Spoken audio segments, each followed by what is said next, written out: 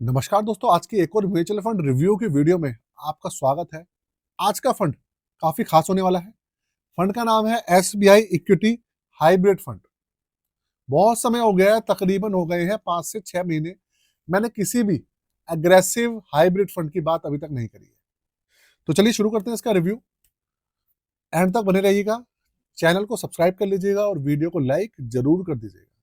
पूरी video information purpose के लिए है, रिकमेंडेशन सजेशन बिल्कुल भी नहीं है किसी भी फंड को लेकर, किसी भी स्टॉक को लेकर।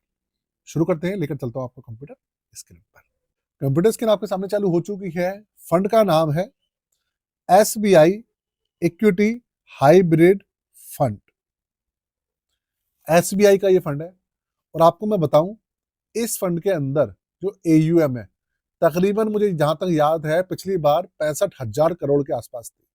तो भैया सबसे पहले स्टार्ट करते हैं इसकी रैंकिंग से। देखिए, इस फंड के अंदर जो रैंकिंग है वो मुझे अच्छे से याद है, पहले भी 3 स्टार थी और आज भी 3 स्टार है। रैंकिंग के अंदर किसी भी तरीके का कोई भी बदलाव नहीं है। रिस्क मैट्रिक्स का वेरी हाई है, क्योंकि इसके अंदर इक्विटी भी, स्टॉक भी शामिल है और इसके अंदर गवर्नमेंट सिक्योरिटीज जो है वो भी शामिल है। लेकिन क्योंकि इक्विटी है इसलिए रिस्क इसके अंदर वेरी हाई है। 3 साल का सीएजीआर आप देखो 15.02% है और एनएवी आप देखेंगे 339 रुपए 98 पैसे, मतलब करीबन आप मान लीजिए 340 रुपए के आसपास इसका एनएवी चल रहा है। अच्छा, मैं आपको एक चीज फिर से बता रहा हूँ, अगर किसी भी फंड का एनएवी ज्यादा है तो उसका इम्पैक्ट फंड की ग्रोथ के ऊपर बिल्कुल भी नहीं होता है, आपके रिटर्न्स के ऊपर उसका इम्पैक्ट नहीं पड़ने वाला है। देखो भैया, 1 साल का आप रिटर्न आप देखो। सबसे पहले 1 साल का नहीं, मैं तो इसका लॉन्ग टर्म रिव्यू कर रहा हूँ। आप देखो 10 साल का इसका सीएजीआर देखो आप, 13.43% का इसने एवरेज निकाल कर दिया है। 7 साल का रिटर्न है इसका 14.17%। 5 साल का है 13.26%। 3 साल का है 15.02%। 1 साल का देख लो 14.29%। और 10% से ऊपर तो भूल ही जाओ आप, बहुत ही कम फंड है। आप देख लो, आपके सामने है ये फंड। 6 महीने का 1.41 और 3 महीने का 0.39% का ये एवरेज निकल कर दे रहा है।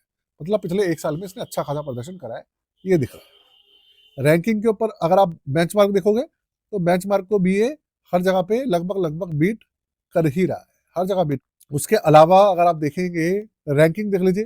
देखिए 1 साल के डेटा के हिसाब से इसकी रैंकिंग 3 स्टार है और वैसे रैंकिंग इसकी 26, 16, 14 है। तो रैंकिंग के ऊपर आप ध्यान कम ही दो तो वो मतलब अच्छी बात है, क्योंकि रैंकिंग का इतना ज्यादा इंपैक्ट पड़ना नहीं है, हमारे को देखना है रिटर्न से मतलब है हमारा। आगे चलते हैं, पोर्टफोलियो देखते हैं।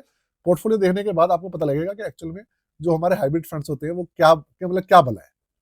ये देखिए, ये वाला जो सेक्शन है इसको थोड़ा सा अच्छे से समझिएगा, क्योंकि ना लोगों को हाइब्रिड फंड्स के बारे में ज्यादा मालूमात नहीं है। ये देख लीजिए आप। इक्विटी के अंदर 74.9% की हिस्सेदारी है। डेट फंड्स के अंदर 20.94% की हिस्सेदारी है।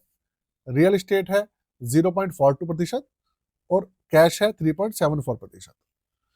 और कई बार गोल्ड भी होता है इसके अंदर, कई बार, वैसे कम ही होता है लेकिन कई बार शामिल कर देते हैं।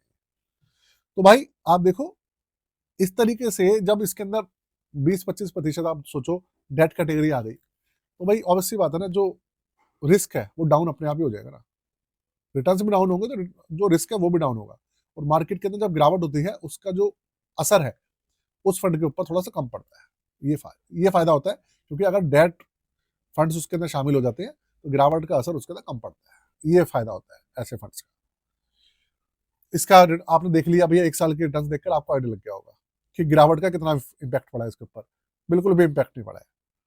47 स्टॉक्स हैं इसके अंदर अभी के समय में, 47 स्टॉक्स है। और इसका जो भी पोर्शन है, मैक्सिमम इसका जो पोर्शन है आप देखो 75.46% इसका लार्ज कैप के अंदर पोर्शन है। मिड कैप के अंदर 20.19% है और स्मॉल कैप में 4.35% है। इस तरीके की पूरी हिस्सेदारी है, एलोकेशन है। और इसके अंदर अगर सिक्योरिटीज की बात करें, गवर्नमेंट सिक्योरिटीज वगैरह की बात करेंगे, तो इसके अंदर है 110 टोटल। और क्रेडिट रेटिंग की बात करेंगे तो एसओवी है 7.43, ट्रिपल ए है 6.79 और डबल ए है 5.33। ये रेटिंग है उसकी। सेक्टर वाइज बात करें भाई, सेक्टर कौन कौन से हैं, तो देखो सबसे बड़ा सेक्टर इसका फाइनेंशियल सेक्टर 20.87%, उसके अलावा मटेरियल है 9.9%, और इंडस्ट्रियल है 9.46%, एनर्जी सेक्टर है 9.37, और टेक्नोलॉजी है 9.27, और कंज्यूमर स्टेपल्स है, डिस्क्रिशनरी है 7.45, और कंज्यूमर स्टेपल्स है 4.2। ये पूरा का पूरा इसका क्या है, जो सेक्टर वाइज हिस्सेदारी है वो है। तो दोस्तों ये है इसका भाई पूरा का पूरा पोर्टफोलियो।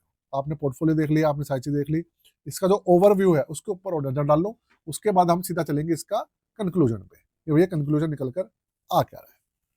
ये देखिए भाई, 1 जनवरी 2013 को ये लॉन्च हुआ था।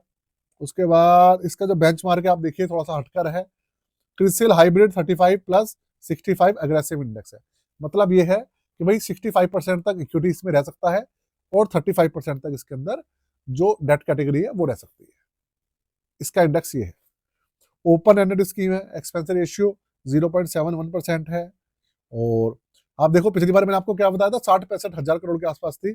अब इसका एयूएम देखो आप, 82,847, करीबन 83,000 करोड़ के आसपास का इसका एयूएम आ चुका है। जब से लॉन्च हुआ है तब से अभी तक का CAGR 14.68% है, और 1,000 रुपए से मिनिमम इन्वेस्टमेंट, 500 रुपए से मिनिमम SIP इसमें चालू होती है। 10% तक 1 साल से पहले अगर कोई भी यूनिट्स विड्रॉ करता है, रिडीम करता है, 1% उसके ऊपर एग्जिट लोड है, लेकिन 10% तक वो बिना किसी चार्ज के निकाल सकता है। लॉक इन पीरियड वगैरह भी इसके अंदर नहीं है। बहुत सारे लोग सोचते हैं कि भैया लॉक इन पीरियड तो नहीं है, लॉक इन पीरियड भी नहीं है। साथ में इसका एक्सपेंस रेशियो दूसरों के मुकाबले काफी कम है। परफॉर्मेंस मैं इसके पिछले कई साल से चेक कर रहा हूँ, परफॉर्मेंस इसकी कांस्टेंट है। परफॉर्मेंस के अंदर कोई भी इतना ज्यादा अप एंड डाउन नहीं आता। जब मार्केट के अंदर बहुत ज्यादा गिरावट चल रही थी पिछले साल दिसंबर में, पिछले साल दिसंबर के आसपास, जनवरी के आसपास, स्पेशली फरवरी के अंदर बहुत गिरावट हुई थी, तब ये फंड करीबन करीबन 1.5-2% नेगेटिव गया था। जहां स्मॉल कैप और मिड कैप 18-20% नेगेटिव चले गए थे, तब ये फंड 2-2.5% नेगेटिव गया था। तो भाई यही फर्क होता है कि बड़ी सी बड़ी गिरावट के अंदर ये जो फंड्स होते हैं, पहली बात तो जल्दी गिरते नहीं है, और गिरते हैं तो बहुत ही कम गिरते हैं। तो उससे फायदा ये होता है कि भैया लोगों का जो बीपी बढ़ जाता है ना, वो जल्दी बढ़ता नहीं है। कहने का मतलब ये है। चलिए वीडियो को यही खत्म करते हैं। थोड़ा सा आपका टाइम लिया मैंने, माफी चाहता हूँ उसके लिए। अब आपको अपने पोर्टफोलियो के बारे में बता देता हूँ भाई। पोर्टफोलियो सर्विसेज अगर आप लेना चाहते हैं तो बहुत सारी चीजें हम जो आपके लिए करते हैं। तो आप पोर्टफोलियो बनवा सकते हैं, रिव्यू करा सकते हैं, आप स्टॉक के बारे में जान सकते हैं हमसे, और 1-to-1 बात कर सकते हैं। बहुत सारी चीजें हैं, डिस्क्रिप्शन के अंदर मेंशन है, व्हाट्सअप नंबर लिखा है, चार्जेस लिखे हैं। आप जाकर अपना जो प्रॉब्लम है आपकी, उसका आप समाधान करा सकते हैं। आज के लिए जय हिंद, वंदे मातरम।